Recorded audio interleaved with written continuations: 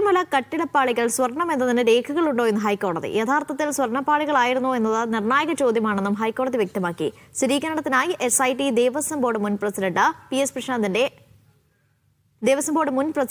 പ്രശാന്തിന്റെ മൊഴിയെടുക്കും. കേസിൽ ദേവസ്വം മുൻ president പത്മകുമാറിന്റെ remand വീണ്ടും നീട്ടി. ദേവസ്വം ബോർഡ് മുൻ പ്രസിഡന്റും കമ്മീഷണറുമായിരുന്ന N വാസുവിന്റെ ജാമ്യാപേക്ഷ പരിഗണിക്കവെയാണ് ഹൈക്കോടതിയുടെ സുപ്രധാന ചോദ്യം. കട്ടിളപ്പാളിയിൽ സ്വർണം പൊതിഞ്ഞതിന്റെ രേഖകൾ ഇല്ലെന്നായിരുന്നു N വാസുവിന്റെ വാദം. FIR-ൽ സ്വർണ്ണപ്പാളികളെ ചെമ്പെന്ന് രേഖപ്പെടുത്തിയതെന്നാണ് കേസ്. എന്നാൽ കട്ടിളപ്പാളികൾ സ്വർണം പൊതിഞ്ഞതാണോ എന്ന രേഖകൾ ഉണ്ടോ എന്ന് ഹൈക്കോടതി ചോദിച്ചു. ശിവരവും വ്യാളിയും കമാനവും അടങ്ങുന്നതാണ് കേസെന്നാണ് സർക്കാർ കോടതിയെ അറിയിച്ചത്.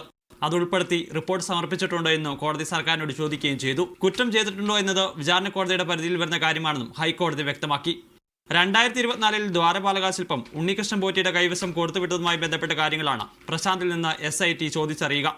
ഉണ്ണികൃഷ്ണൻ പോറ്റിയുടെ കൈവശം ദ്വാരപാലക ശില്പം സ്വർണം പൂശുന്നതിനായി കൊടുത്തുവിടാനായിരുന്നു ബോർഡ് എടുത്ത ആദ്യ തീരുമാനം. പിന്നീട് അത് ഉദ്യോഗസ്ഥരുടെ കൈവശം കൊടുത്തുവിടാൻ എന്നാക്കി പുതിയ ഉത്തരവിറക്കുകയും ചെയ്തു. ബോർഡിന്റെ നടപടി ഏത് സാഹചര്യത്തിലാണെന്നാണ് SIT പരിശോധിക്കുന്നത്.